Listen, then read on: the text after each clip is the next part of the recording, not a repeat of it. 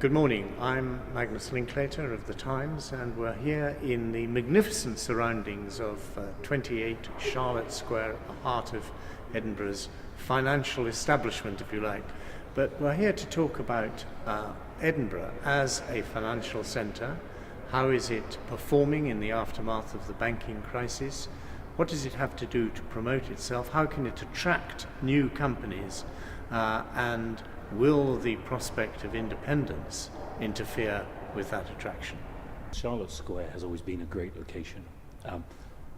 What it ceased to have was great buildings that were adaptable and appropriate for modern businesses over the last 20 or 30 years. That's now changing, and we're seeing an exodus back to the beauty of the period buildings because they can provide the facilities that occupiers truly want, both for their business but also in terms of their staff.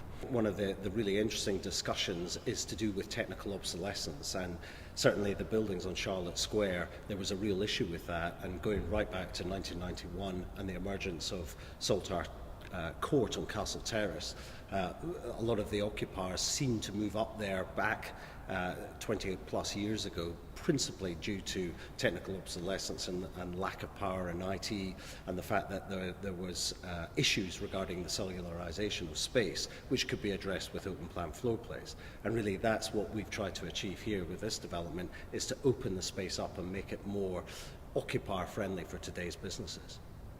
I think Edinburgh has a unique ecosystem of financial services companies, and this is historic, and it's fed partly by the architecture and the history of these buildings in Charlotte Square and St Andrew Square and George Street, and it's maintained its currency through the success of very prominent Edinburgh investment houses who've achieved global success. Edinburgh's been very successful over many years. It's building a critical mass of skilled people, a true skills base in Edinburgh, and it's very important that we maintain that, and that is partly driven through education, partly driven through the quality of the businesses that are situated here, and the quality of business actually headquartered in Edinburgh as well, and it's vitally important that we maintain that going forward.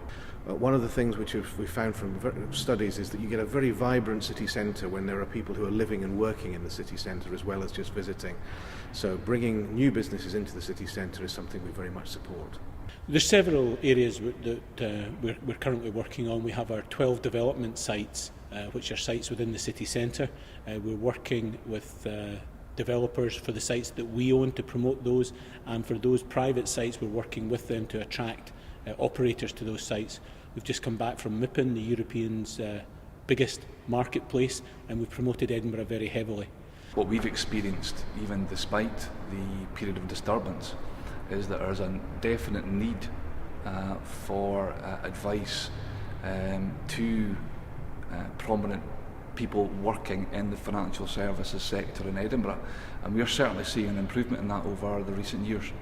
Well, we've had a fascinating discussion over the last couple of hours about Edinburgh's prospects as a financial centre.